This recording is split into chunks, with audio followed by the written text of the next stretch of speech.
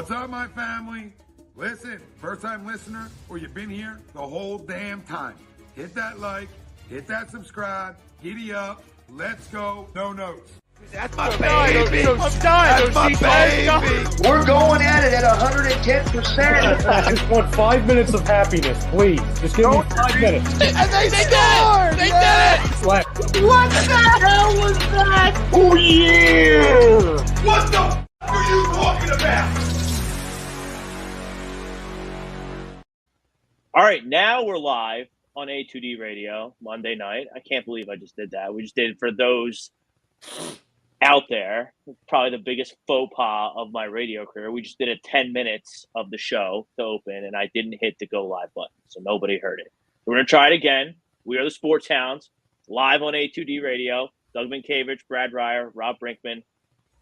Let's go. Monday Night Football. Eagles got to win. Live on Facebook, YouTube, Twitter, X, Instagram. Download us wherever you get your podcast, Spreaker, Spotify, Google Play, iHeartRadio, iTunes. Each and every Monday, we are brought to you by Baguio's Breads, home of the best stuffed breads, tomato pies, sandwiches, cutlets, meatballs. Mention A2D Radio for 10% off your in-store purchase. Mention A2D Radio for 10% off your in-store purchase. Now open from 9 to 3 every Sunday. Hit that like, hit that subscribe, turn those notifications on. Big Monday night game. We got Week 15 in the NFL. Take you as long as we can. Then Rivals will take over for some more live reactions. I'm sure we'll be doing some post-game stuff, so keep it locked here on A2D Radio. Must win for the Seahawks and the Eagles. Looks a little dreary. Our poll question tonight, the Eagles will lose their third straight game. I 1,000% disagree to this. This team is too talented to not show up 3 weeks in a row. I think they're too talented to not show up 3 weeks in a row. Jalen was always going to play in this game. They had to put him on the injury report because he didn't travel with the team. If they don't put him on the injury report, they risk fines and draft picks lost from the league. So Jalen's fine. Jalen's active. He's going to play. He's going to do good. Eagles get right tonight. I got them winning 31-24. And, you know, they got to win. They got to do something. They got to show this fan base that they have a pulse. I think they do that. Too much leadership, too much talent on this team for them to lay another egg and not get off the bus, so to speak. Brad, will the Eagles lose their third straight game? Now you can read your stats so everyone can hear them because I have now gone live properly. Okay. That's okay. The Eagles weren't going to lose this game. No way. Seattle right now defensively is in complete disarray. Okay. They're 23rd against the rush. They're 26th against the pass. Especially against the pass, they've been giving up 293 yards a game. That is not good. Okay.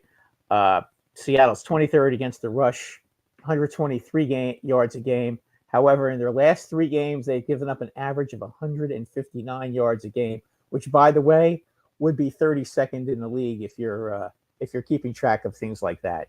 Offensively, the Eagles, are not nearly in that kind of shape. They're 9th rushing, by the way, and they're 14th passing.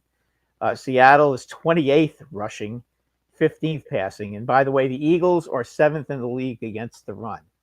Now, you have to figure that, at this point, especially offensively, as bad as Seattle has been offensively and defensively, really, the Eagles should be running the ball a lot.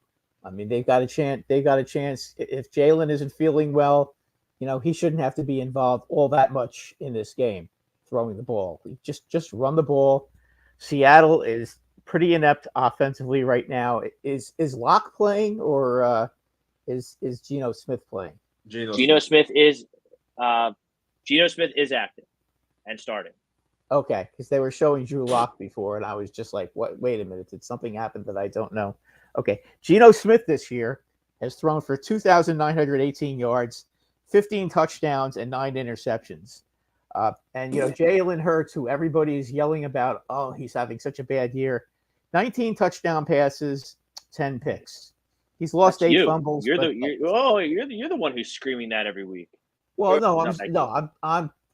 I'm saying is that his numbers aren't great, but passing, but they're not bad. I mean, he's around the middle of the league. I think they're 14th in passing yardage, and that's not terrible. I mean, they're good enough with their talent. There's no way they should lose this game. They just shouldn't. And I'm going to equate it to a hockey team that I happen to root for, and that's the Rangers. Okay.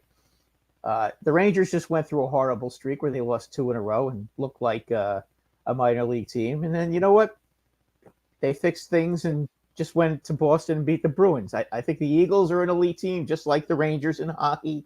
And they're going to go in here and they're going to show everybody that they're an elite team, and they're going to flatten this team.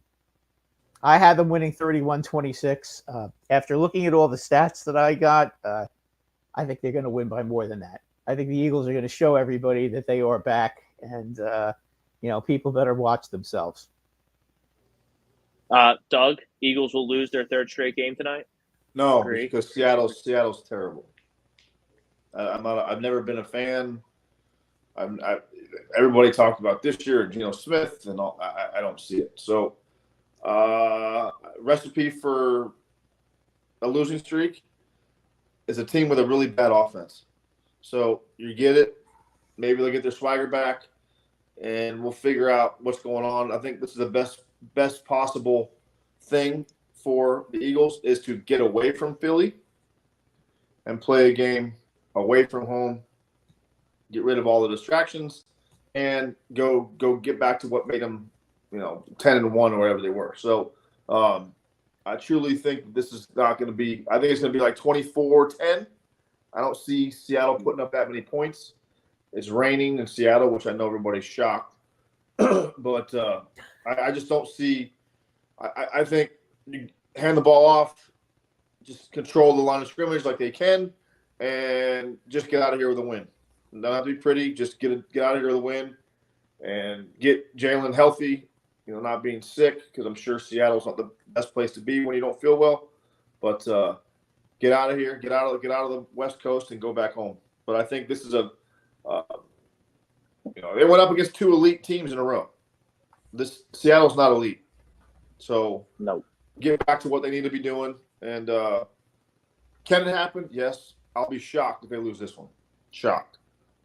Just 2 other injury notes. Jalen Hurts active. We already talked about that. Zach Cunningham, starting middle linebacker. He is inactive tonight. Darius Slay, starting quarterback. He is inactive tonight. Cam Jurgens, who starts next to Lane Johnson at right guard. He is also inactive tonight. But, I mean, Doug, as the former professional athlete, Sean Desai, Eagles defensive coordinator, essentially, now we didn't get an Adam Schefter tweet bomb or anything like that about the Eagles fire their defensive coordinator, but Sean Desai was essentially fired this week. Sean Desai has been taken off the sidelines by Nick Sirianni and put in the booth. Matt Patricia, former Lions coach, former Patriots defensive coordinator, will call the defensive plays.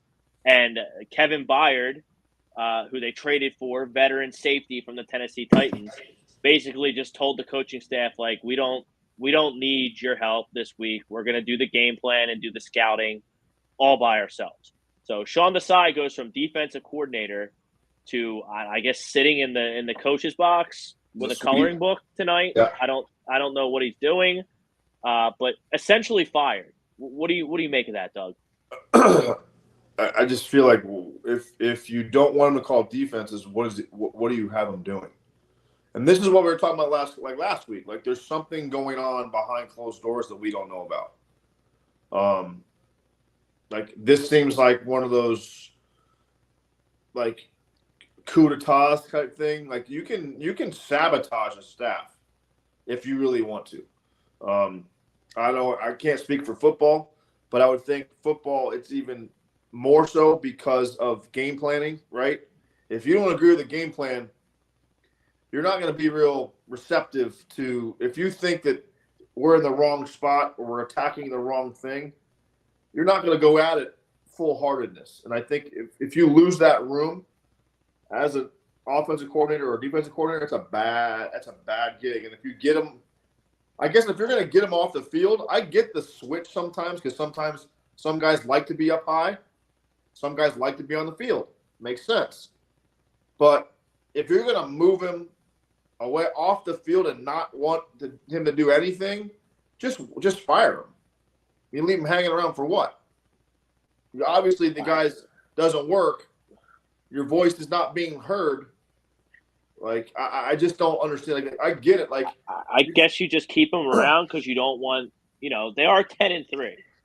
Like, let's not forget that. I know the last 2 weeks, everyone here at A2D Radio has been, up in arms and not happy. You lose to the Cowboys, you lose to the Niners, your two most heated rivals right now. They're still 10-3. I think they just didn't fire him because they don't want that poison, that controversy around the team. And, like, I'm fine with the switch, and I don't really care if the defensive coordinator sits in the booth or is on the sidelines. Dan Quinn is one of the best defensive coordinators in the league, and he sits in the booth every week, and he uses the phone and the communication. Fangio sits in the booth. Fangio sits in the booth. What concerned me, what really opened my eyes, is Kevin Byard, who's been here for about 15 minutes on the team and hasn't really been good, is telling the coaches, like, yo, like, we don't need you. Like, we got it internally. The players are going to handle this. I've never seen anything like that. That's what I mean. Like, if the players want Matt Patricia, I get it. But, like, if you said you're 10-3, you had 2 bad weeks. If, you lose your voice, you lose your voice. And if you're trying to make a statement within your organization, I've seen, let's say, I've seen dumber moves as far as, like, you whack somebody just to get the team's attention. If you're just going to walk in 15 minutes and say, we got this. I mean, I go back to an experience I had with, this was a little bit different, but it's very similar in the same regard. As a player, I remember I was playing for the Twins, and Ron Gardenhire, his dad was sick. And Gardy had to go be with his ailing father. And the media asked me, like, are you guys concerned about not having Gardy here? And I was like, no, because we're professionals. And just because the substitute teacher's in doesn't mean we're going to act a fool. Like, this team can run themselves. And it was portrayed from the staff of the team of the Twins that they took that as a negative. And I didn't mean it that way. I meant it as a positive, meaning, like, you don't have to tell us to get ready to play. We're professionals. We're invested in this. We're the ones that are going to fix this. And we don't need someone telling us to do our job because we care enough about doing it ourselves. So I get it. Like, maybe it is to send a message. Like, hey, what we've done the last few weeks isn't good enough, and change is coming. Or maybe it's just a matter of, like, I didn't read it and I didn't hear it, so I can't. But that can be construed as, like, we got it. Like, we know what we're doing. That just, to me, that screams more of, like, it's effort than scheme, if that makes sense from a player's perspective.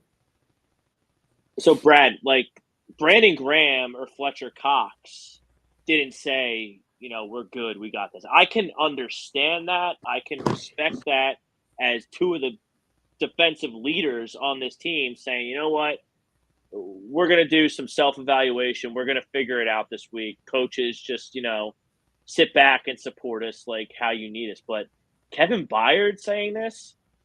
Well, he's been around a long time. Okay, and he's not here though. No, but but he's been a Pro Bowl player. I mean, he's been a very good player in his position. He probably recognizes the fact that that there is a little disarray in the coaching staff. And I think what he meant is exactly what Doug said, that we're professionals and we're good and we're going to hold ourselves accountable for what's going on and not to worry about who's coaching right now. It's up to us to perform. I think that's kind of what he meant, and it didn't come out right.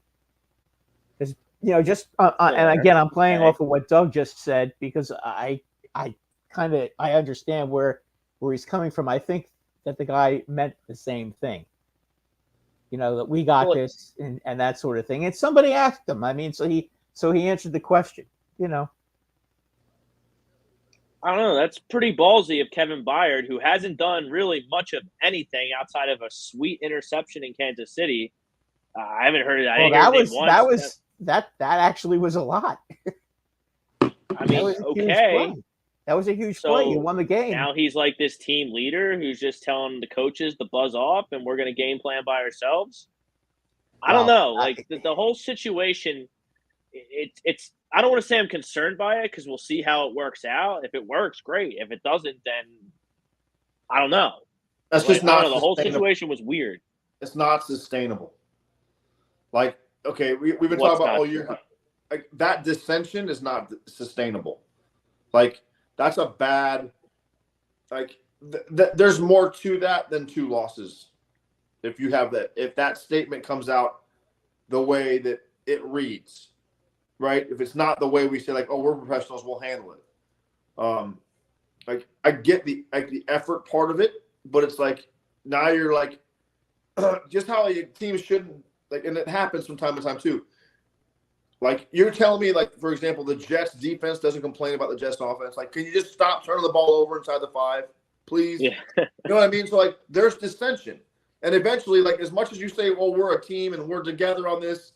But after a while, you're like, come on, man. Like, I know you guys aren't the 86, like, Marino-led Dolphins, but damn. Like, you can – all we're asking for is field position. Like, stop turning it over. So, it just seems like they haven't been playing – like, you've talked about it. We've talked about it on the show almost all season. Like, when they were 10-1, everybody was like, well, we're still not playing well. Like, it just seems like this might come out in the offseason of why all of a sudden – this happens. It seems like something's off with them. Like, in my opinion, like, they're not dominating like they should. Like if you're distracted and there's dissension behind closed doors, it wears on you. And then when you get stomped, like, okay, that's why to me this game is so critical. And it's not because of the win or the loss. To me, it's about how they play. If they play with effort, energy, I mean, of course you are. It's Monday Night Football. But, like, if things go wrong early, which way do they go? Are they the old Eagles where they don't panic and they just keep playing and we keep plugging along? Or do the wheels fall off?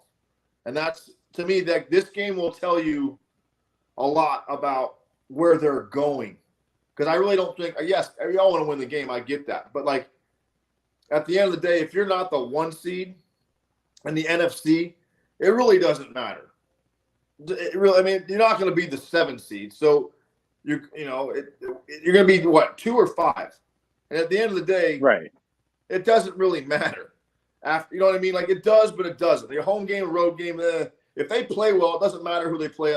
Even in Dallas, like Dallas, you don't know which team's going to show up. The Rams could definitely beat Dallas. 100%. Like that's my point. Like, yeah, like, you don't have to, like. I look at it this way: the last 2 weeks, did they play their A game in either game? No. I think they're going to play their A game tonight, Doug. Okay, and I'm just saying, like, even like the Eagles, if they would have played their A game and still got beat, that'd be more concerning to me than if we got stomped. We didn't play well. We got beat. Shit happens. I mean, the Cowboys lost to the Cardinals. Like, it happens.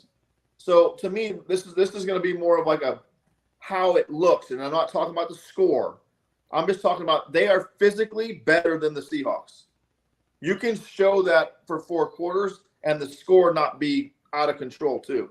I just think if they have a chance to, like, control this game from the kickoff on, like they can, it'll speak volumes about where they're going.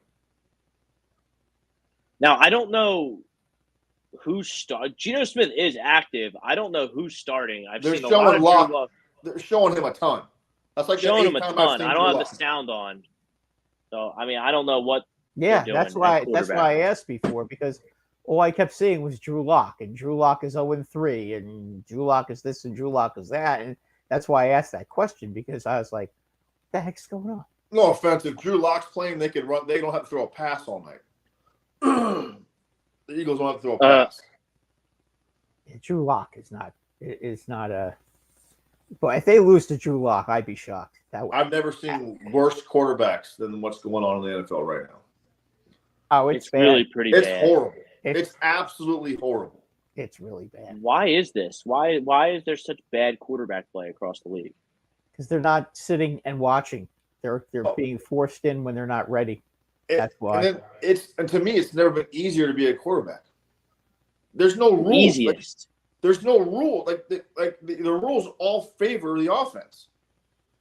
Like that's what I'm dumbfounded. Like, And every year, more collegiate football schemes and terminology, like the spread. Remember when the spread? It was unheard of. That will never work in the NFL.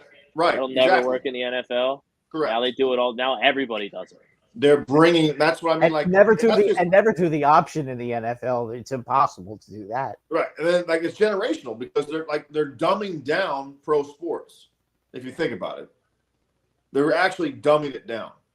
Like whether you use the term dumbing it down or not, it's probably not going to go over well. But like, you're bringing the college game to the NFL to make sure a college player is successful in the NFL.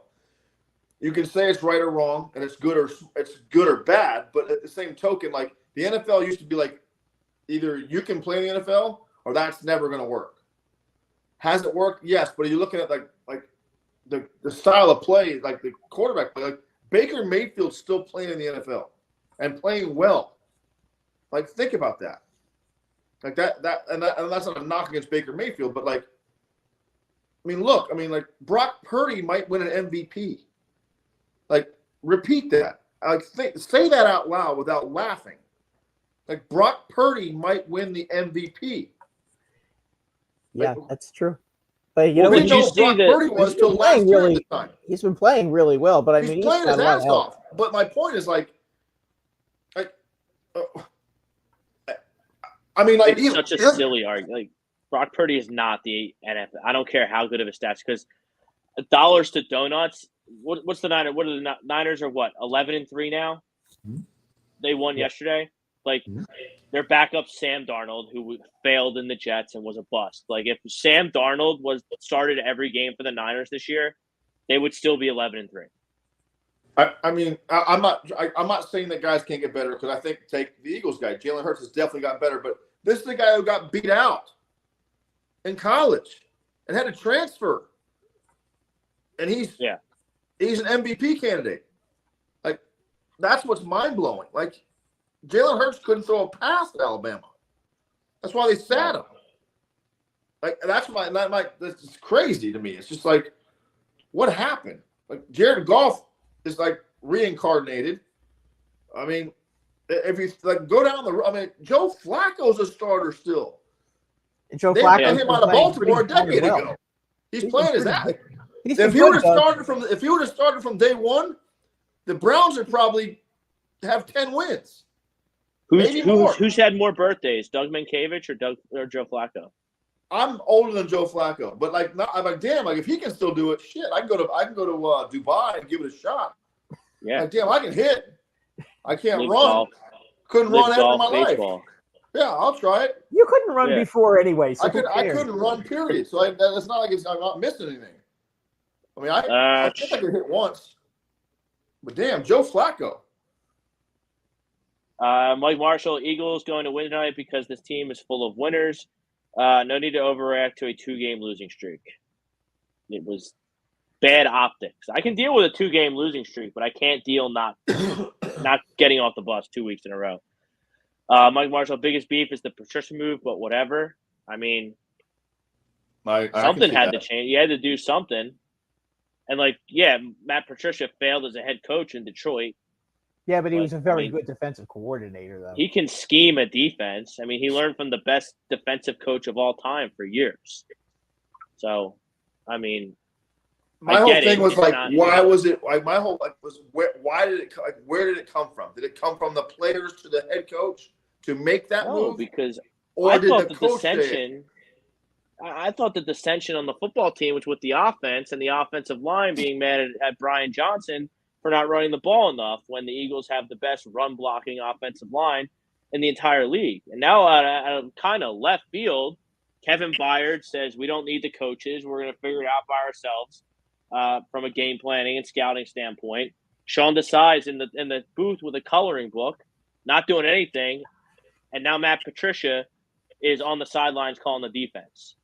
Just like we're 10-3, and that happened. So there's something more is going on. You're absolutely 100%. right, Doug. Unless the guy that's with the coloring book was like, blame me and let me get out. I'll go up there if you want to make a move. Like, but aren't we on the same? Like, it goes back to the movie Old School. Aren't we in the trust tree? Like, yeah. But aren't we all in this Yeah. together? Like, what? Oh, now you're gonna send me out with a program and a soft pretzel, like hang out with the wives. Like, what am I doing up here? Like, well, where did this come about? Like, I would just leave if I was Sean Desai. No, he's not going to do that because then he won't get paid. You get what I'm saying, though. Yeah, he'll get paid. They have a contract for the year. Okay. Yeah. John Gruden's getting $80 million instead of the house. He's got the best job in the world right now, Doug. Outside of Jimbo Fisher has the best job. Jimbo Fisher, biggest settlement of all time, right? Biggest buyout of all time. $92 million. Ryan Swoop, Eagles lose, unfortunately. Hope I'm wrong. Please let me be wrong. I'm picking the Seahawks 28-23. Okay, I mean, that's not really a surprising prediction for Ryan Swoop. Reverse psychology. I see what he's doing. I know what Ryan's doing. Morris Longo, Sean got the Howie treatment during the Chip Kelly era. I mean, I guess. So what? Sean Desai is just going to sit in the booth until Matt Patricia fails and then swoop in like the Euro and save everything? Or maybe they're setting Matt Patricia up for failure. You never know. Someone's not getting along on the playground with others. And we just don't know who it is yet. And you never will know, Doug, because they're not going to tell you. Well, I beg to differ. If this thing goes south, like it has been the last 2 weeks, and it continues, you'll find out. You'll find out. You think there's going to be a leak? You'll find out. It always comes out at the end of the year, but somebody like you can't hide this, and you can't hide stuff like this in Philly. Somebody always talks, whether they make it up or not. Somebody always there's a crack everywhere. There's a leak everywhere. Yeah, you're right. You're right. What's that like when you have a leak in your clubhouse, Doug? Does everyone kind of know who it? You know exactly who it is. Yeah.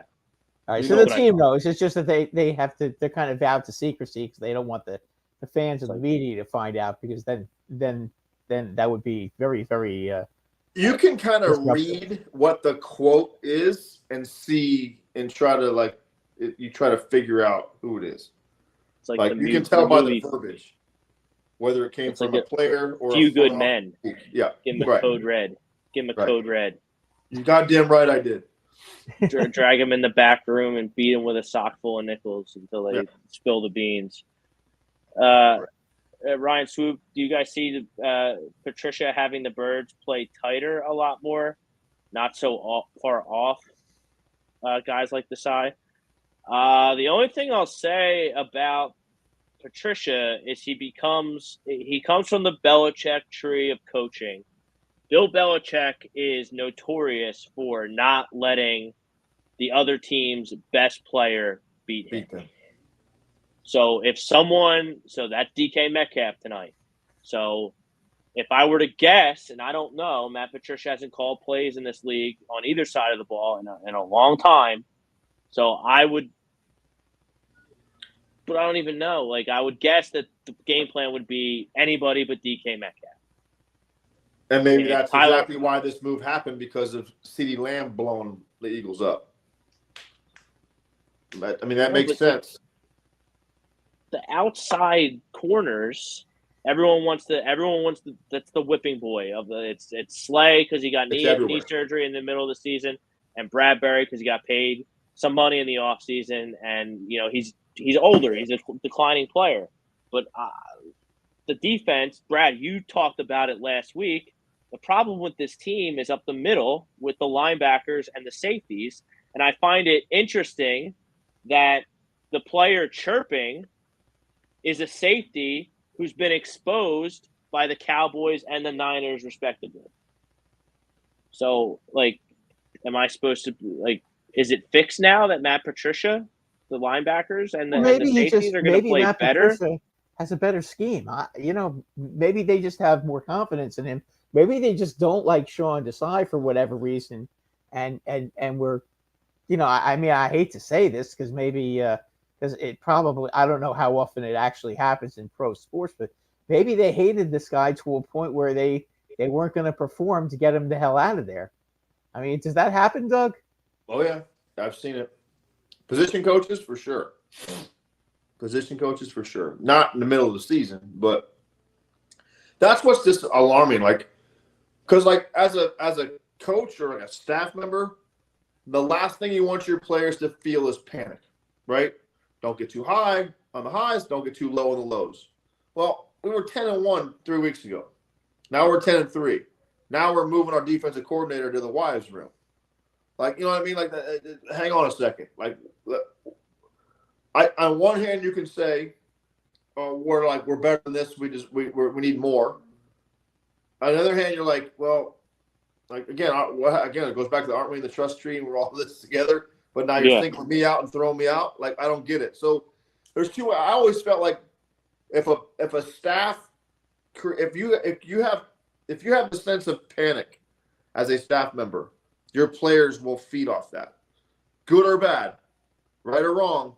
The last thing I wanted my players to feel was that what just happened, we weren't expecting it to happen. Like, whatever happens to us, it's fixable.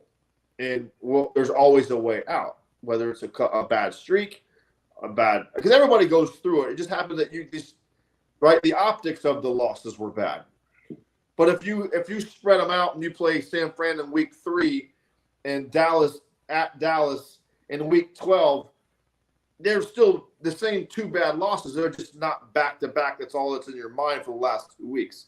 So, I mean, I'm curious. I'm more curious to see what this like in game looks like especially from you guys, or to see. I don't follow the Eagles that much. So, like, to see if you notice a scheme different on defense or some players being used differently than they were in the previous couple of weeks, and you see a significant upgrade or a significant, like, if you see something different. Because, like, for an example, Fangio. When Fangio came to Miami, Van Ginkel was a good player, but he's playing out of his mind, and he's moving from linebacker to defensive end to he's been all over the place. And it's like, in his scheme, he's a Pro Bowl player. He might be a Pro Bowl player all the time, but this is the first time they've used him like this, and he's made a huge difference in our defense. That's the type of stuff I'm thinking about watching tonight's game. Like, do they look completely, like, is there a guy that was being underused or under, like, schemed that they can do something to, like, what are you trying to do as a coach? You try to use the player's strengths, to their advantage. Or you're trying to the worst thing you can do as a coach is expose their weaknesses inside of a scheme. You know what I'm saying? Like, if you have a certain player that has an issue, you try to hide that weakness and still stay on his strength, if that makes sense. Well, no one's better, probably ever, than the New England Patriots and Bill Belichick and that coaching staff in utilizing the skills that their personnel has to make it work in a team scheme. And hide what they're doing. And hide. That's what. If you listen to everybody, because we were in the same division for God knows how long, they disguised everything, so you never knew what was coming. And that's, maybe that's something they can do that's predictable. Well, Doug, you know what? I want to just use Buffalo as an example because they're a pretty good example, and there's Hurts going out and gaining 15 yards on the first play of the game, which is positive. Buffalo got rid of their offensive coordinator 2 weeks ago. And then and whoever, I can't remember the guy's name, but the guy that's now handling the offense. Ken Dorsey.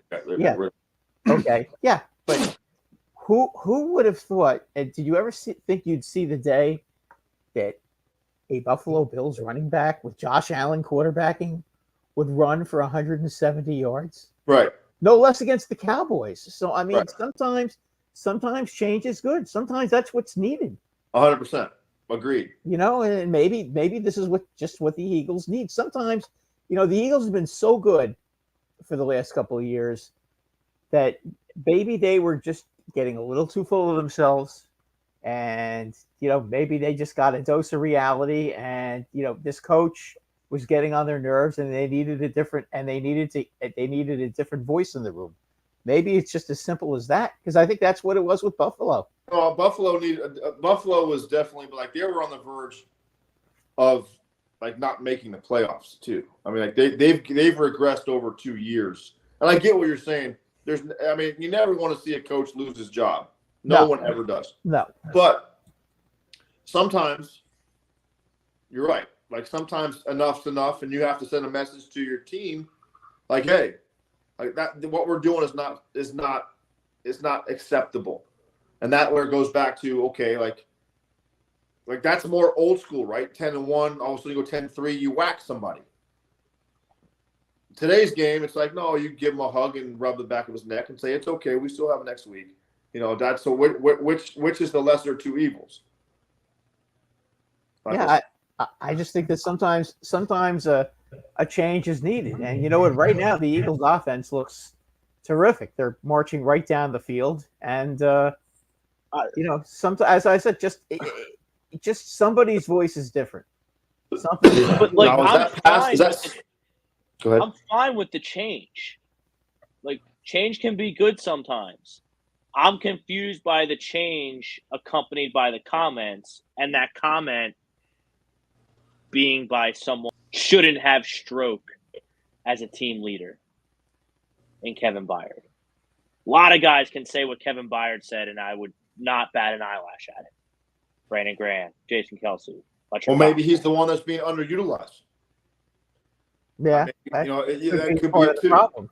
That's it's like, I don't know. Oh gosh, it's always hard to feel like when you're the other guy coming in, right? New guy, but they bring you in because they want you to be you. So like, which one is it? I get it. Ryan Swoop. If they lose, yes, I don't think a win says much about this team. I couldn't disagree with that statement more. Like, you need to win this game. If you win this game, now we got the Giants twice, who aren't good. Sorry, Brad. They're 32nd in the league offensively, Rob. The Giants. We're back to the bubble screen mania. Yeah, there you go. Oh yeah, they love this guy. That's all he has. Yeah.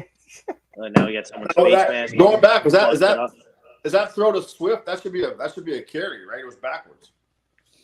Does that count as one of his carries or one of his? Is that a catch? Maybe that's why he doesn't get. There was no face mask there. Yeah, his helmet just broke. Yeah. There's no face. But maybe look, we run. But like this offense, I'm back to this offense. This is why the defense. Sent the wrong. To me, they sent the wrong guy up in the booth. The offensive coordinator. I've been saying it since week 3. They've run 5 or 6 offensive plays. They hit Goddard. They hit Goddard over the middle for a nice gain. There's been 3 bubble screens and one run by Jalen Hurts, and I think 2 runs up the middle. You gotta do something different. At least throw the ball vertical to set up your run. Something. You have, and now they're going to call a timeout. You have Megatron. Yeah, I can't. I don't like Brian Johnson. Sean Desai, he must not. Like you said, someone's not getting along well with others. It's the scary part is the tight end was that bubble screen should have been picked off. And that worked for 6 yards. The Seahawks are giving up 293 yards a game passing. Throw the ball down the damn field. There's a reason for that. That's a lot of yardage. And what were they're not good against the run either. Didn't you read that stat too, Brad? Yeah, they're not good against either one. What was 125 on the ground over the last 3? Something like that? The last Seattle is 159 in the last 3. 159. 159 in Just rushing. Just rushing in the last 3. And they average giving up 291 yards a game passing. This offense has an identity crisis. Yeah, I mean the Eagles should be running right through this team. There's no reason why they can't. This team's terrible. Now they're running the ball and effectively and going up the middle, playing to their strengths. Seattle's defense is not good. It's really bad. Really, really bad. They have an average offense. Offensively, they're 14th and 15th with the pass and the run. Okay, but I mean, come on. That is just terrible. I mean, their defense is terrible. Let's be honest. But and the offense has a complete. I mean, we'll see. There's Gainwell. Yeah, Gainwell up the middle for a nice run. This offense has an identity crisis because they want to be big bad bullies with the offensive line and the tush push, brotherly shove, whatever you want to call it. But then they want to do all this finesse bullshit with the bubble screens. Go let them be bullies. You want to be big bad bullies from Philadelphia? Let them be bullies. Throw the ball down the field. I don't understand the smoke and mirrors offensive. That was a dumb scheme. play. I'm just curious to see this is where I'd love to be behind closed doors. I would love to see Kelsey go in and be like, can we just run the ball 35 times? Can we I want to establish our identity back, and let's just go downfield and maul somebody. You know what I mean? Let us take over one. Let us take over this. We got it. Let's be what you just said. What is that? Exactly. Yeah, that was a terrible play. Yeah. Now they're running with no with all the freaking offensive weapons this team has. Another screen pass. You do a pitch to your tight end. What I don't understand. Why would you? The one thing I don't get about the bubble screens and the swings and stuff like that is if it's setting something up for later in the game, I get it. But when one of your strengths is your offensive line, why are we running behind our 2 wide receivers for, you know what I'm saying? I get you want numbers. I get it. But I would love to have, if the Dolphins had the Eagles offensive line, we'd be freaking 12-2. Yeah, because you have, Raheem Mostert is excellent. Got 20 touchdowns, and we have literally 1 starter on an offensive line. 1. We had a 4-string center play against the Jets. Okay, so it's first and goal now on the 5-yard line. Let's see. Here you go. 12 plays, 71 yards. This is what. But you got to finish. Agreed. They'll finish. They're just going to run the ball. They're running. No. Just keep running the ball. They can't stop the run. They're on the 3. They can push it 3 times now. Now it's first and goal.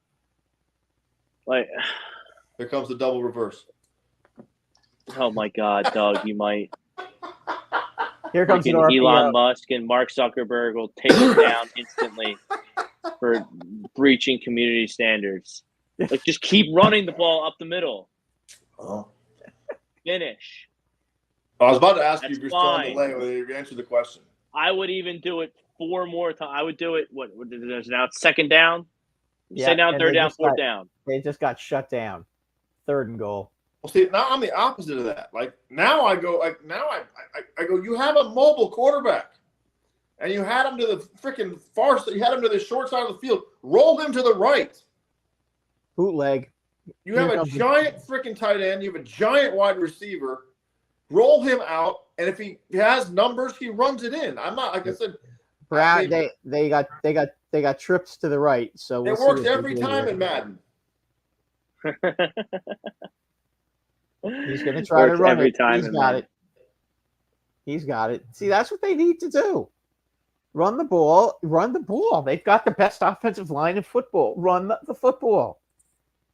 The Seahawks are giving up 159 yards a game against the run. And you know what? And it's amazing. It's amazing, though, when they run the ball and they control the ball, how much less exposed your defense is. Correct. It's magical. Yeah, because they don't have to be on the field as long. Correct. Correct. That's- And if you, to me, it's up to your offense. No, wait a minute. Down before he's down. He wasn't touched though. That's true. So what? It doesn't count? I don't know. They're looking at it. How does that not count? Well, his knee was down, but he wasn't touched, so that shouldn't be a problem. That's a touchdown. It's not a problem. They just showed his knee may have been down, but he wasn't touched. He just dove into the end zone. And the point is good, and so we have a 7-0 football game. And the Eagles. Like, when's the last time? 8.5 minutes. Like, when's the last time the Eagles had a lead in a football game? Right. This is like uncharted territory right now. And you can it's easier to play defense with a lead. I mean, we talked about the Jets earlier in the show. Like, and if you get up if the Jets go out there, if they let up 3 points, they lose the football game. And it does, like, you get a stop, and like a lot of defenses in the NFL, especially now in today's game, they're opportunistic, right? Like, it's hard to rush the passer when there's a 50-50, like when the plays are 50-50.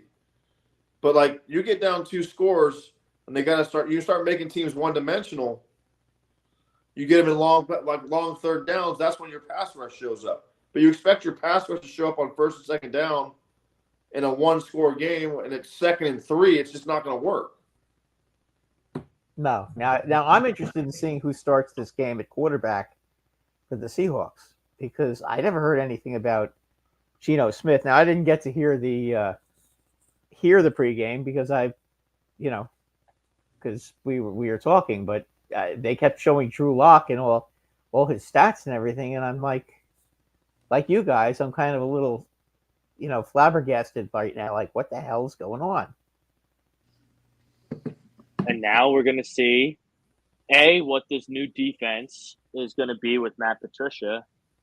And number 2, this defense is playing with a lead for the first time in a month.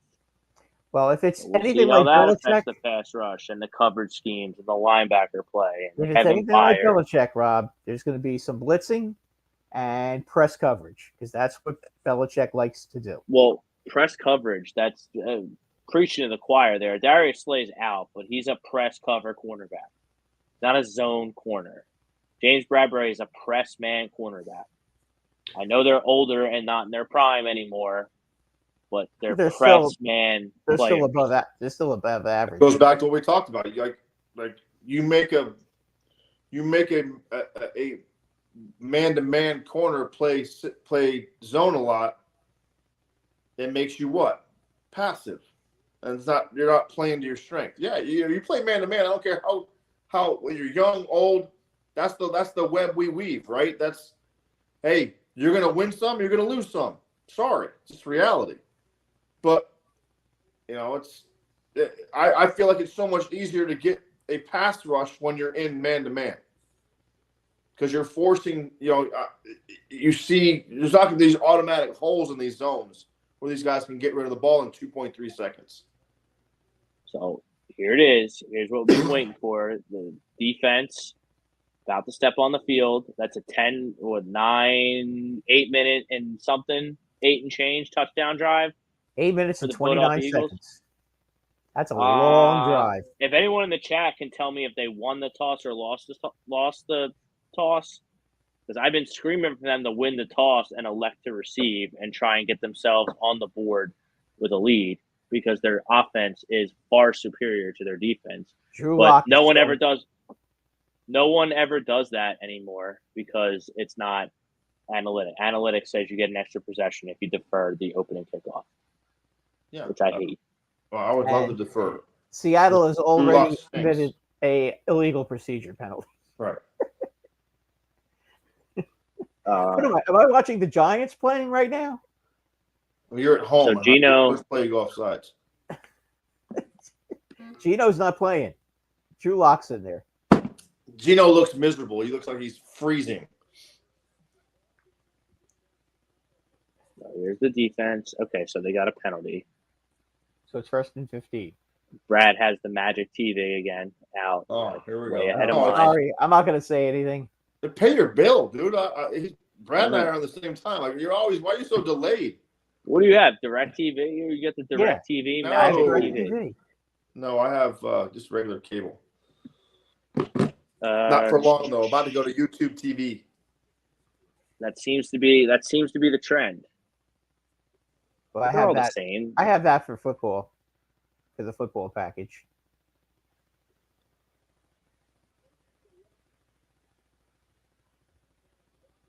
This game will be over with at halftime. I hope so. So now I mean, it's that 3rd looked and 10. good.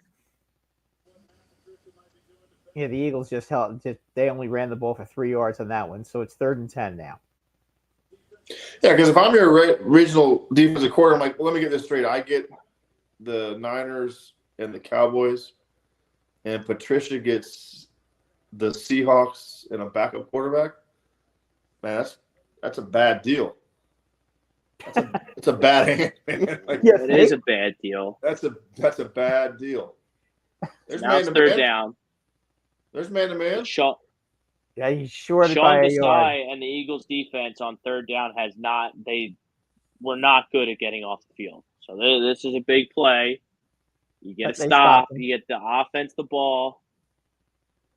Can we get Pete they Carroll just- a hat? Come on, man. Like no one likes Seattle stuff that much. Can we get that's like the hat he got at the gas station on the way to the field. That's terrible. 4th and 1. Here comes a fake. Now what are they going to Yeah, do? that's a long 4th and 1. I would go for it if I was the coach. You can't do that in the first quarter. The Jets did. They tried a fake punt. It was arguably one of the worst I've ever seen. I mean, the Jets are just They need awful. their coach and their GM have to. And if go. I have to watch Aaron Rodgers sit there and shake his head on the sidelines any longer, like, you signed up for this, bud. These are all your dudes. But like, are they a good? They're still not a good football team with Aaron No. Rodgers, in my opinion. No. Well, their offensive line is bad too. I just don't see Aaron what Rodgers is not difference- fixing that. Right. He's not fixing that. No.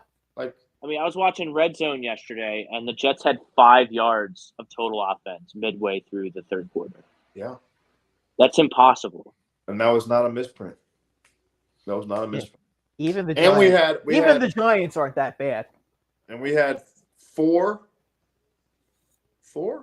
starters out on defense. Almost 4, yeah. Our other corner, both safeties, and a defensive lineman all didn't play. Let alone start. We had 2 practice squad safeties back there. And now the AFC East, Doug, has just gotten extremely interesting because the Buffalo Bills lost to the Philadelphia Eagles at the Link, went on their bye week, and now they look like a totally new football team off their bye week. They look Well, they made the different, change. They and made they the look change like to the offensive coordinator. they look like legitimate contenders. And the way I see the schedule is that the We're in last trouble. week, You're in last trouble, week, Doug. Miami has I to told go. Miami's going to Buffalo in what a game that's probably going to be for. No, that's going to be in Miami. But here's my thing. Like, okay, It's in Miami. That in my where's that game? in Is my that That's in Miami? Miami. Okay. Miami Buffalo. this games is in what Miami. made me sick. Okay, so they like the Dolphins gave you the we're sick to our stomach, and it made us refocus after the Titans game. You're up 2 scores with 3 minutes left, and you lost. It really was inexplicable. I don't know how. I literally fell Yeah, asleep. They had the turnover to go up 14. I'm like, oh, I'm going to bed. And I felt like I blinked, and I felt like I slept for 12 hours. I just blinked and looked. I'm like, why do they have the ball going in for the game, the tying game? I felt like I slept for 10 hours, and I missed a minute and a half. And they were already inside the 5 again. I'm like, what just happened? And then I'm like, well, I get it. Football, everybody says, oh, we don't look at the schedule. Bullshit. You look at the schedule. Yeah. Okay. You know exactly what's coming up. And I'm not saying it would have made them play any different or play any better, but like, and I hate the whole oh, we had a lot of sour taste in our mouths and like, okay, like you have a game won. I'm not saying you're going to play better, but like you know what's coming, right? You know the last 3 games. They are. I mean, Dallas, at Baltimore, Buffalo. After losing 5 games in a row last year to totally derail the season. Like, we'll see. You have to win at least, to me, win 2 out of the 3. 1 gets you in, but 2 could be like 2 would be perfect, and both of them are home. And Baltimore doesn't scare me. Like they don't. Like trust me. I have Why? I have more confidence in going to Baltimore and beating Baltimore than I do beating Buffalo at home. Well, I mean, I see your point because you guys have the Dolphins are a good team. Oh, Like, absolutely. They have defense. Like they might win the Super Bowl because of their defense. Everybody talks about their offense and all the toys they have on that side of the ball. They put up 30 yesterday against a pretty good defense in the Jets. She didn't even play. Right. Their defense is very undervalued. They just can't get on the field together at the same time. Like the Jalen Phillips Achilles pop was very significant for us. I think that losing that starting center with the ACL, that could be. That was devastating too. But we have like center is tough. Like I'm just thinking about like because that we talk about Van Ginkel, it lets him roam a little bit. Now he's kind of forced to be a defensive end on the other side of Chubb. But like you get Xavier Howard and Jalen Ramsey as your corners. Now, if they could get on the field the defense they had in mind from day one, like everybody talks about the offense, but we don't need to do a whole ton on offense. We really shouldn't. We really shouldn't. And the scary part is if we just had 3 offensive linemen instead of just 1, we'd have a shot. I mean, we haven't been healthy on the offensive line since the Philadelphia game. When we weren't healthy for that one either. So that was a very bad series, by the way, for the Eagles. Really bad. 3 and out and punting the ball. And even if Goddard catches that ball, where's he going? No, he's just going to get tackled. He's just going to get tackled right away, and they're going to punt anyway. You know, the worst thing you can do with an underdog, and Doug, you were on the 04 Red Sox, the ultimate underdog story. Leave them hanging around. You got to put an underdog to bed early. Because if you let them hang around, they gain confidence, and then they think they can win. And if an underdog thinks they can win, they become extremely, extremely dangerous. So I would have liked to see a better effort there on offense. At least get a field goal and make it a 2-score game. Well, it goes back to like I equate it to like playing. If you're in a pennant race and you're playing a team in September with a bunch of call-ups, if you go ahead and jump on them early, you make the other team very individualistic, right? They want to get hits for themselves. They don't want to play team baseball. Very similar to this stuff. When you play teams that I know Seattle's fighting for their life, it's a little bit different, but the idea is when you're better than somebody, like don't even give them an ounce of hope that, oh, if things go right, what does every coach say in college football? That's if we can just keep it, make it keep it a game in the fourth quarter, anything can happen. And he's right, because you start believing. Like, hey, if you get curb stomped in the first quarter and get punched in the head, you're not going to want to keep fighting back. I just think they get super conservative, and I don't understand it. Like, I know you're back. That drive was conservative. Correct. I don't get it. Like, I don't understand that. Like, you just went right down and scored. With everything you did. Like, why get super conservative because you're backed up? That doesn't make sense to me. Well, they were on the 12-yard line. So I understand they that, wanted but to like, be careful. But still, that was just a very strange series. They also screwed the pooch when they got that illegal procedure penalty too. So that didn't help. You know, you go from 3rd and 5 to 3rd and 10. That's a little tougher to do, and you got to be careful, especially when you know it's raining. You know, maybe Sirianni was just a little nervous about Jalen throwing the ball far in a rainstorm. I mean, you have to take that in consideration. Yeah, but it's the NFL. Those balls aren't that wet. They last. They have 500 of them. I get that, but I go, at some point, you got to like. I always feel like this. At times, I know you're backed up, but I mean, if you go 3 and out and punt, you're giving the other team 3 points minimum, anyways. So, like, that to me is like you take a shot downfield once in a while, you might get a PI. Now you just didn't have to complete a pass, you got a 30-yard gain. Holding something. Well, they got fortunate with the punt because the guy didn't go in fair catch it. He let the ball bounce, and it bounced all the way to the 28-yard line. I'm telling you, I think I'm watching the Giants right now. I'm not watching the Seahawks because they're playing as stupid a football game right now as you could possibly imagine. Ryan Sweet with the Eagles win. I don't think it tells me much. Florida State, boy. That's how we do it. Josh Sweat. Holy cow. Well, you guys are killing me with the delay. Killing me. Pay your bill. Hang on. I'll you know what? Tell me when they snap it. Tell me when they snap it because I'll pause my TV. While we're on the same They time. Just snapped the ball. There you go. Florida State boy. I like it. I mean, that's the kind of attitude that, like, and intensity that has lacked the last 2 games. I mean, it helped that nobody on the Seahawks blocked Josh Sweat. Well, I mean, that's the scheme, right? That helps you be more intense. Scheme. Look, it's working. It's Matt Patricia's scheme. It's working. Yeah, he confused them, and they decided not to block Josh Sweat. Now you're behind the sticks.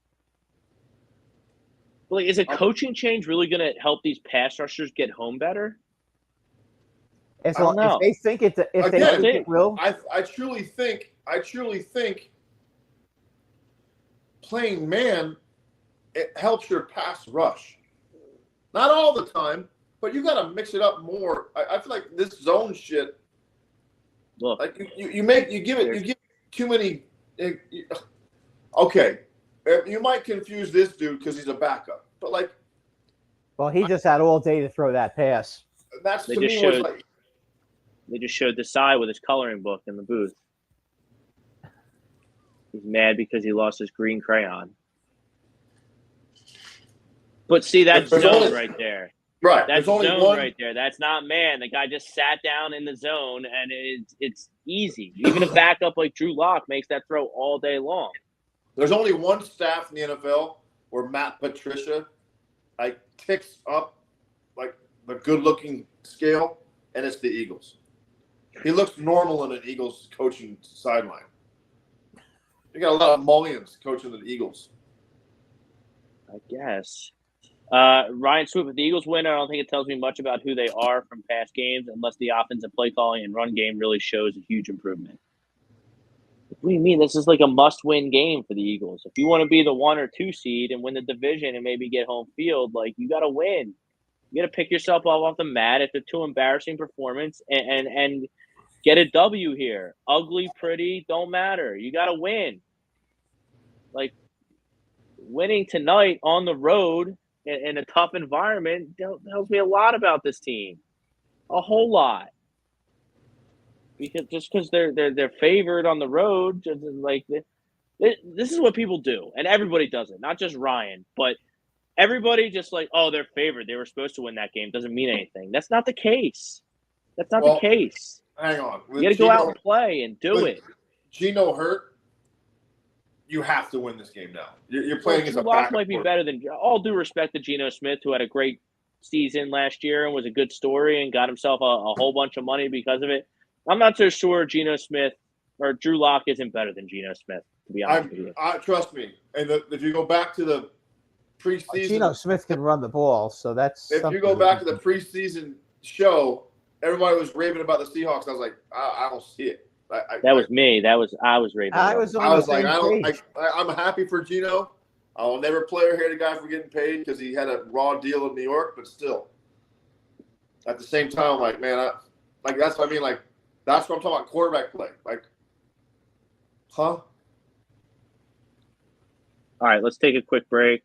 Hear from our friends at Royal Billiards, and we'll be back with some live reactions and some more football talk right here on the Sports House. Royal Billiard and Recreation, proudly celebrating 40 years and our new, bigger showroom. Twice the size and twice the fun. More pool tables by Olhausen. More dartboard sets, including custom reclaimed backboards. More bar and kitchen stools that can change a room. And more bars, including pre-built and custom. Hot tubs, skee ball, shuffleboard, outdoor, and fun. Royal Billiard and Recreation, your ultimate game room store. Now located on Bethlehem Pike in Colmar. All right, there they are, 515 Bethlehem Pike in Colmar, PA. Turn any ordinary room into an extraordinary gaming room experience. All the best pool tables, shuffleboard, dartboards, pool tables, bar stools, bar setups, Royal Billiards, royalbilliards.com. Tell them A2D Radio sent you. Live reacting to the Eagles game. Praying that the Eagles don't lose 3 straight games for my sanity. Eagles up 7-0. Great opening drive. And this goes back to the Niners game, guys. Like, they script the first plays. Like, they worked really good. And then after that script is done, they kind of don't know what to do. Why? Why is that? It's coaching. Why? I've been saying that for weeks, and Brian Johnson stink. I don't care if they win the Super Bowl this year. Brian Johnson still isn't a good offensive coordinator. I fully expect Frank Reich to be the Eagles' offensive coordinator next year. Fully expect. I get it. Like, you have to, unless, I mean, I would think you got to script what? First 15? You think? You don't have to script anything, but teams do. I get it. I guess because I get the scripted stuff. Like, they just had a 13 or 14 play touchdown drive. You're telling me you can't script 15 plays in a drive. Like, you have to script a few, right? I would think 6 or 7 at least, maybe more, because you want to see how they react. But I just feel like if it ain't broke, like, continue to do it. And I get it that teams make adjustments, but that's the whole coaching carousel thing. Like, you're supposed to know where they're going to, like, if they do this, we do this. If they stay in this, we do this. I just feel like, and it's not just the Eagles, it's every team. Like, you see it all the time. Like, you go right down the field, and all of a sudden, you have 2 or 3 drives where we're like, wait, what are we doing? Huh? And to me, it's like these guys call 2 or 3 plays in a row. Sometimes they call in 3 plays at one time. So they have options. Like, and that's why we use that. They're reading the defense, Right. How about we use that philosophy? Go up tempo, a little no huddle, a little wrinkle. How about run some motion so we can figure out if the defense is playing zone or man to make it easier on our quarterback who has the sniffies to read the defense. So now, like, you laid it out. Jalen, this is what we're doing the first 12 plays of the game. Boom, boom, boom, boom, boom, boom, boom. Worked perfect. Went right down the field, scored a touchdown. Now those first 12 plays are over, and they can't gain a yard. I don't understand. Why can't our offensive coordinator and our head coach, who's an offensive-minded head coach, adjust to adjustments by the other team? Ever. And it also goes into, like, what they trust Hurts with, too. Like, maybe they want to do more, but they're afraid to so I'm not putting this – I'm just playing devil's advocate, because a lot of times, like, there's more to a playbook. You don't trust Hurts, then you shouldn't throw the ball 45 fucking times a game. Trust me, I get it. There's got to be a reason why, like, you don't, like, you need to see – to me, it's like you should be able to dictate with that offensive line. You dictate what the defense – you put them in situations that they don't want to be in. That's what Mike McDaniels does, right? Motion this. He's all he's doing is giving Tua a check before the ball is snapped. Right. Teams run motion. And we talked about this on the fantasy every week. Teams don't run motion. Like, you're how you get the defense to tip their hand about what they're doing. Help them out. The only thing they do with motion is to get the momentum for the freaking bubble screen or the swing pass. mobile screen. I don't know what's going on with the football game. Why there's a penalty? Why there's a big stoppage in the play? They slapped the punt and then they called the penalty. And it looked Why like is that a penalty? It looks like they called a illegal man downfield, so the Seahawks have to punt again. Yeah, that's some illegal touch or something. Yeah, something ridiculous to waste more time. I didn't even say. So 7-0 Eagles. I don't even know. I don't even know where to go. Oh, let's do our beef of the week. Oh, we're introducing a new segment here. Beef of the week. Doug, it was kind of your idea pre-show, so we'll kick it to you for your beef of the week. Beef of the week is okay. So Michigan gets Harbaugh suspended for 3 games because of a coach stealing signs and going to other people's games. They fire him. Guess who gets allowed to pick him up? So there's only one coach in the world this would work with, and it's Alabama and Nick Saban. They hire him, and guess who they play? Michigan. How is that street legal? Like, don't even get me started. Like, trust me.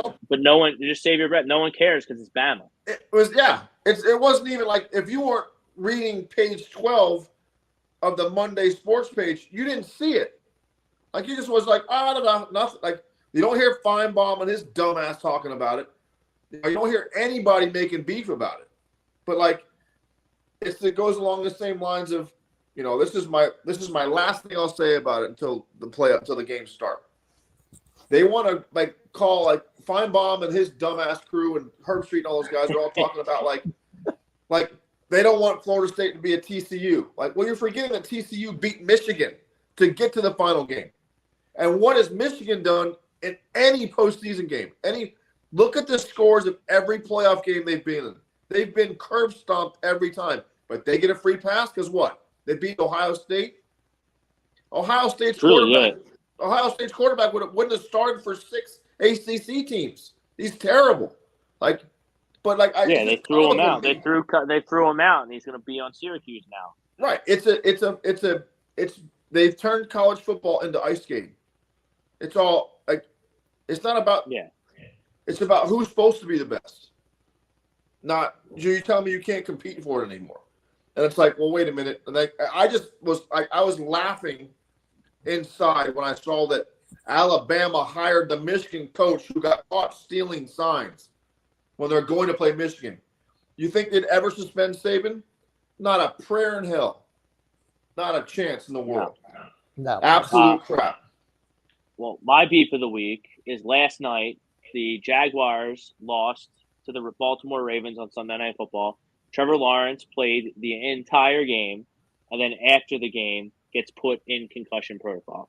I'm so sick and tired of the NFL saying they care about player safety with these flags on these hits and no more drop tackles and protocol this and protocol that. And Cincinnati, you violated the injury report law with Joe Burrow, so now the Eagles have to make Jalen Hurts questionable and turn Philadelphia into a total shit show on a Sunday morning for no reason when he's clearly going to play the entire time.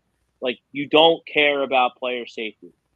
You didn't want Trevor Lawrence to get pulled from your primetime Sunday night game, so you shuffled his concussion symptoms under the rug until after the game, and they play the Bucs on the last ranked game on CBS next week.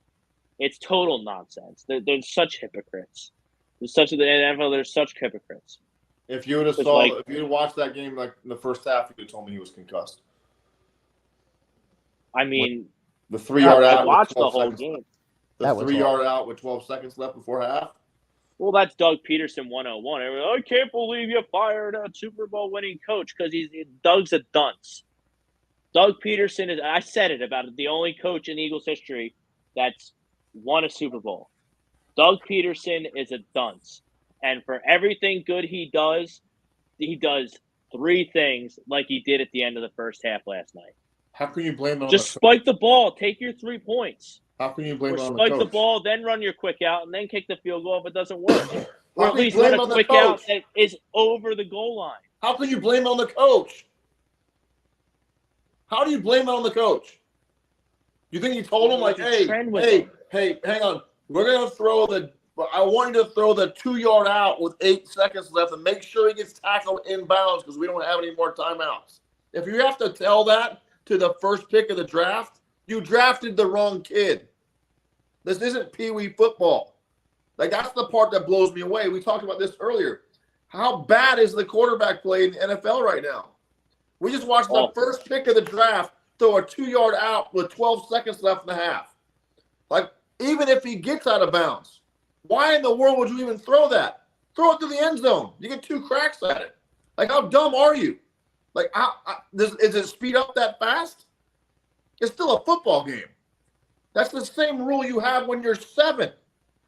Like, I wasn't the first pick of the NFL, but I damn sure can run a 2-minute drill. Promise you. I know I can't take that throw. I can throw it over the other guy's head. Guess what? Get to play another down. Oh, wait, I don't have any timeouts left. What the hell are we doing? Don't blame it on the coach. Dak Prescott did the same thing in the playoffs against the 49ers a couple of years ago. Dak Prescott does that once every 2 weeks. Yeah. Am I wrong? Your beef of the week? That hit on Tommy DeVito when he was sliding yesterday in the first half, and he ended up going to concussion protocol. I mean, the guy is sliding. Yeah, the guy is sliding, and he gets blown up while he's sliding. I thought that when you're sliding, you're not supposed to get hit. Was there a flag on that play? There's a flag, right? No. But it goes back to what Rob said. It's like it's the NFL. If that had been Patrick Mahomes, they would have fined the guy $150,000 and threw him out of the game.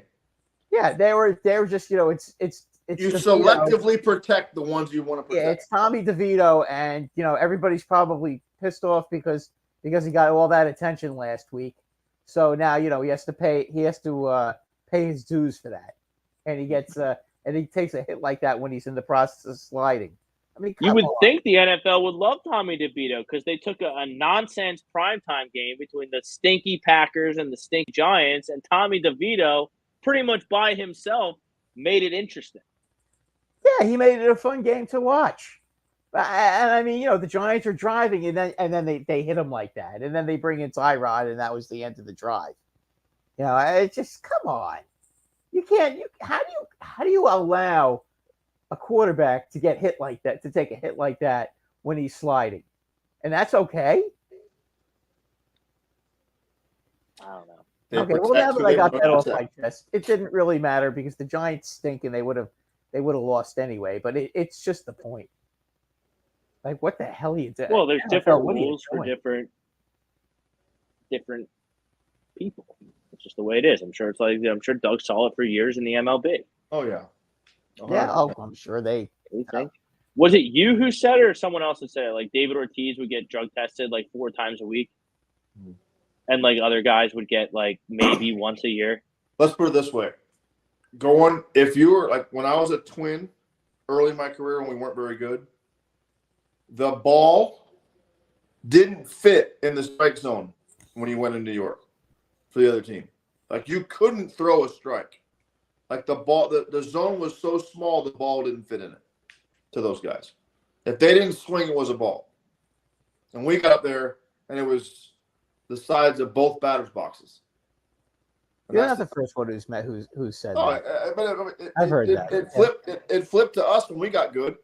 When we got home, when we played at home games, I remember years where 2001 and 2003. Very rarely, if I didn't swing at it, it was a ball. Like very rarely, like it was. If they felt like our team was better than theirs, we got the benefit of the doubt every time. Eagles in the red zone. There's DeAndre Swift. Ooh, oh boy! Now that is a terrible penalty by the Eagles just now.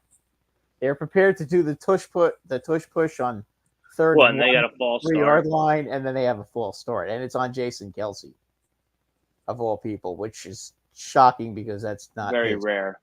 Yeah, I mean, they're doing this now. Like, you notice how like the NFL is starting to do stuff. Like now they're actually calling offsides. The Dolphins got called for one this weekend against the Jets. Like they're saying that the center's head is in front of the ball, and that's offsides. And that's exactly what happened right there, probably. I didn't see him. I saw the replay. I didn't know he flinched. His just head was over the ball. Like and now basically the Seahawks stopped them, and now the Eagles are going to have to settle for 3. Wow. I'll tell you what. You know what? They're fortunate they're playing Seattle. If they did that against a team like San Francisco, I mean that's the kind of. But then again, that's the difference in the game. But there you go, right there. Like you have no confidence in Jalen Hurts to throw a pass. Yeah, apparently why not? Because he's been getting smashed on design runs every play when he's sick, and then on third. Let's just break this down. They went past Goddard in the end zone. First down. Quarterback run up the middle. He got tattooed. Right. Then you line up for the tush push and you get the penalty. Actually, it wasn't Kelsey. It looked like it wasn't Kelsey. It looks like it was Dickerson who moved. Well, whatever. It's 5 yards in the wrong direction for the Eagles. Just shotgun snap to Swift or whatever they gave to in third down. Like. Yeah, why don't you throw the ball on the why would you do a play action pass to I mean they've got 3 great receivers. Have we seen Smith catch a ball yet? No, he got killed on a bubble screen. No, he's the designated bubble screen catcher for the Eagles offense. He doesn't play receiver, he plays bubble screen catcher. Why not throw a pass to your tight end who's one of the best tight ends in football, who's big and almost uncoverable for a short pass in the corner of the end zone? Man, the Eagle, very strange. I get it. You have points and all that stuff, but come on, man. Yeah, but why are you so conservative? Right. Get a touchdown, for God's sakes. I mean, I know you want to get that 2-score lead, but you know what? You need to be playing aggressive football. He basically just took a knee on first down. Yeah, basically. when you're playing in the playoffs, you better not be doing that, because if you have to play Dallas or San Francisco, okay, you can't afford to be giving points away. That's Dave wants that 101 right there. We just watched that. Quarterback dive on 1st and 10. Then we get a decent play, and then we get called for a penalty. Then we're just gonna fullback dive after that. Give up. Field goal. Yeah, give up. Field goal. Well, that was the Joe Judge. That was what Joe Judge plays when he was coaching the Giants. Well, another Patriot guy. Wasn't he a Patriot guy? Yeah, now he's back with the Patriots again. Man, what a great gig that must have been, right? You get to go. Yeah, when you're Patriot coach. Even their special teams guy gets a head coaching job. But guess what? You get fired. Come on back. Come back to Uncle Come Bill's on back. Like what a safety net that is. Crazy. See, this is what I'm talking about. You look at this right here. They've 33 plays to 9. I know it's only 10-0, but this is what if you're an Eagles fan, this is what you need to see. You're totally dominating them, right? You're complaining about a field goal. Yes. Yeah. That's how it should be. All right. I'm with you. Thoughts, comments, concerns before we get out of here? Rivals takes over. Continues the live reactions in the post-game show. I'm not sure why they call this a penalty. It's my only concern. On the push. Why did he move the football up so much like that? That's what they got him for then. That's what they got him. He moved the football up a foot. That had to be what they got him for. A foot and a half. Yeah, that's when they stopped. Yeah, that's when they stopped it. Kelsey took the ball and he moved it up. What the hell? No, whatever. I'm pulling for you, so you can have a nice week. You'll be okay. It's Christmas. You'll be fine, guys. We'll all be fine. It's looking fine. All right, stay tuned for Rivals, more live reactions, post-game show, first game coverage right here on A2D Radio. Doug Minkiewicz, Brad Reier. I'm Rob Brinkman. Sports Hounds. See you next week.